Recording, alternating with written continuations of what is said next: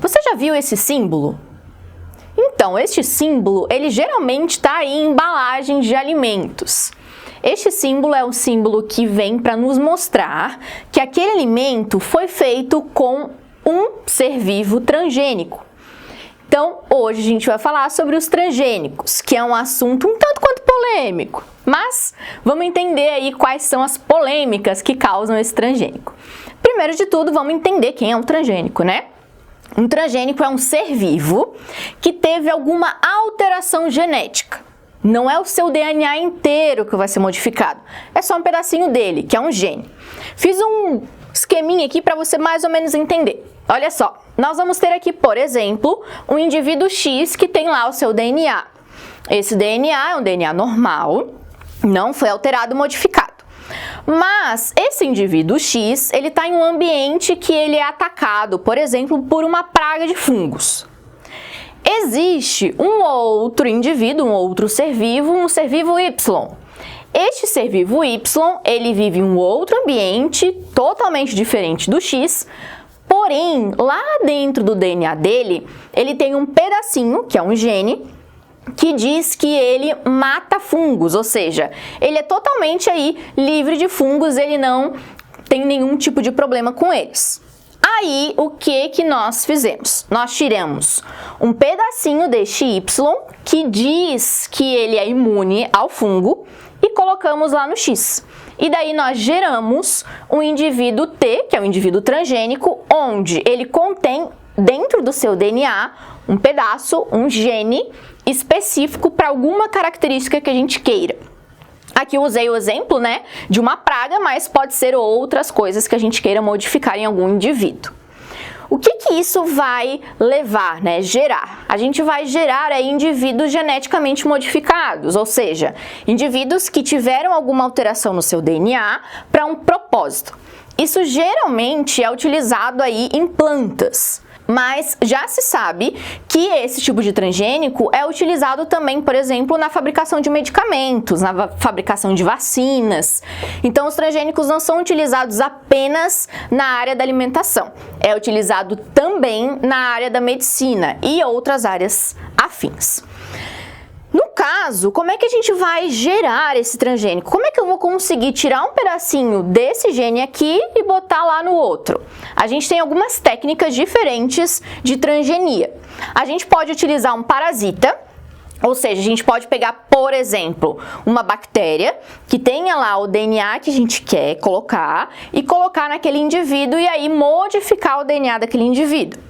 Dessa forma, a gente tem uma transgenia. A gente pode usar também o bombardeamento de partículas, que é quando a gente consegue, né, através de elétrons, aí modificar ali e colocar esse DNA dentro do DNA do outro indivíduo. E também a gente tem a eletroporação, que é quando esses elétrons fazem buracos na membrana plasmática de alguma célula e daí ali a gente consegue introduzir esse gene. Então tem diferentes tipos de transgenia, diferentes formas de fazer isso, mas todas elas têm o mesmo fim, que é colocar um pedacinho do gene que a gente quer naquele indivíduo que a gente quer modificar. A Embrapa, que cuida, né, da parte de plantas aqui do nosso país, ela classificou os transgênicos relacionados com as plantas. Então, segundo a Embrapa, a gente tem 3 tipos de gerações de transgênicos que estão relacionados com as plantas. A primeira geração está relacionada com a resistência de pragas. Por exemplo, eu preciso ter uma plantação de milhos, mas esses milhos são atacados por gafanhotos. Como é que eu vou fazer? Eu vou lá e vou transformar este milho em um milho que seja aí imune, ou seja, algum milho que não atrai o gafanhoto. Então a gente faz uma modificação genética nesse milho para que ele não chame, né, essas pragas, por exemplo. Outra geração, que é a segunda geração, é relacionado com o poder nutritivo. Então a gente muda, né, modifica aí a genética de algum alimento para ele ser mais nutritivo, ter mais nutrientes para os seres humanos. E por fim, a terceira geração está relacionada diretamente com a medicina, então relacionado com a fabricação de medicamentos, com a fabricação de vacinas, então está diretamente relacionado com a área médica. Então essas 3 gerações de transgênicos estão relacionadas principalmente com plantas, tá? Com plantações. Mas, além de plantas, a gente também tem outros tipos de seres vivos transgênicos, como, por exemplo, bactérias. A gente utiliza algumas bactérias transgênicas para gerar insulina. As pessoas que são diabéticas precisam colocar no seu corpo a insulina. Antigamente era utilizada a insulina de porcos, porém isso não foi, uma boa ideia. Então a gente não teve aí resultados bons.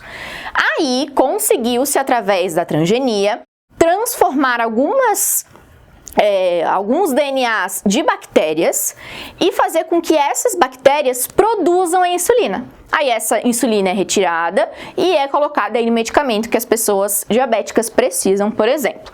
Então a gente também tem bactérias transgênicas. E há pouco tempo atrás foi gerado aí o mosquito do Aedes aegypti, aquele que é transmissor, ele é vetor de transmissão de vários tipos de viroses diferentes, como por exemplo a dengue, a zika.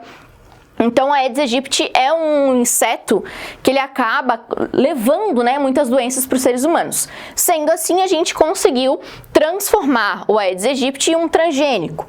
Como? Eles pegaram o Aedes aegypti e modificaram o seu DNA para que, quando o indivíduo saia do ovo e vire uma larva, ele morra. Logicamente que isso vai levar tempo, não é de um dia para a noite.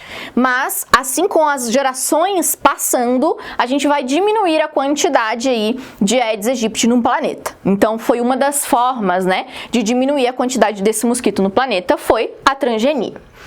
Mas, veja bem, tudo isso que eu falei é uma coisa muito boa, Mas a área científica tem um questionamento muito grande sobre os transgênicos, então a gente tem uma discussão enorme, desde a formação, da criação aí dos transgênicos até hoje, é uma discussão muito grande, principalmente na área da ética, a transgenia. Por isso, ela não é possível ser feita ainda em seres humanos. A gente sim tem pesquisas sobre isso, principalmente relacionadas aí à modificação quando uma pessoa perde algum membro ou quando tem algum tipo de câncer, algo assim. Existem pesquisas sobre o assunto, porém, muitas delas não são aí aprovadas, digamos assim, por conta da própria ética, Então, quais que são os principais pontos relacionados à discussão entre os transgênicos? Primeiro de tudo, o uso indiscriminado sem pensar no futuro. Nós estamos alterando o DNA, a genética de indivíduos. O que isso vai acontecer daqui para frente, Como vai ser daqui a 100 anos? Como que esses indivíduos vão estar? Será que eles ainda vão estar dessa forma que a gente modificou? Será que eles vão alterar mais ainda o seu DNA por conta da alteração que a gente fez? Então, como vai ser isso futuramente? O transgênico apareceu e ele foi amplamente utilizado, então não foi pensado nisso, futuramente. Segunda coisa é a própria perda genética. A gente está modificando uma coisa que era natural. Se eu estou modificando uma coisa que é natural, como é que essa coisa vai se comportar futuramente? Será que eu não vou perder aquele gene que existia? Como é que vai funcionar isso? Então a gente vai ter aí uma perda genética por conta dessa alteração que nós mesmos estamos fazendo. Outra coisa é a própria validade dos transgênicos. Como assim validade? Eles vão apodrecer? Não, não é isso. Pensa o seguinte, eu estou gerando aí uma modificação genética, certo? O que me garante que aquele gafanhoto que eu falei lá no começo não vai modificar também, não vai sofrer uma mutação para conseguir atacar aquele milho? Então a gente tem aí uma validade, ou seja, um tempo que aquilo ali vai permanecer, porque a gente não sabe se essas pragas que a gente está tentando eliminar, por exemplo, elas também não vão se modificar para gerar aí uma diferenciação, E daí a gente não sabe quanto tempo isso vai levar, visto que o transgênico é uma coisa muito recente, na ciência. E por fim, o próprio comércio. Por quê? Pelo fato do transgênico ser uma coisa muito nova ainda, muitas pessoas têm a patente de vários transgênicos. Sendo assim, somente elas podem usar. E geralmente essas patentes, estão associadas aí a grandes comerciantes. Sendo assim, os pequenos comerciantes, eles não podem ter aí acesso a esse tipo de tecnologia. Assim fica restrito a apenas algumas pessoas, ter aí o acesso a esses transgênicos. Então, É uma discussão bem grande, né? São vários fatores aí que estão envolvidos com essa discussão, porém, a gente utiliza o transgênico em muitas áreas do mundo, principalmente na parte da medicina. Aqui no Brasil, o transgênico, né, apareceu em 1998. Então, desde 1998, a gente tem transgênicos no Brasil. O principal, né, o modificador aí dos transgênicos no Brasil é a parte das plantações. Então, algodão, milho, soja, feijão, todos esses, a maioria que é utilizado aqui no Brasil é transgênico. Visto que, né, quando a gente olha, por exemplo, um pacote de salgadinho feito de milho, a gente tem lá o símbolozinho, né, do transgênico. Então, aqui no Brasil a gente usa bastante, principalmente na parte de grãos. Mas, digamos que só foi assim reconhecido, tratado e feito uma lei relacionada aos transgênicos apenas em 2005. Então, durante um longo tempo ficou aí, digamos, uma terra sem lei, ou seja, os transgênicos eram utilizados de qualquer forma. A partir de 2005 foi regulamentado, então tem uma lei sobre os transgênicos no Brasil. E há pouco tempo atrás, né, muitas coisas foram discutidas sobre isso para principalmente tirar esse símbolo aí das embalagens.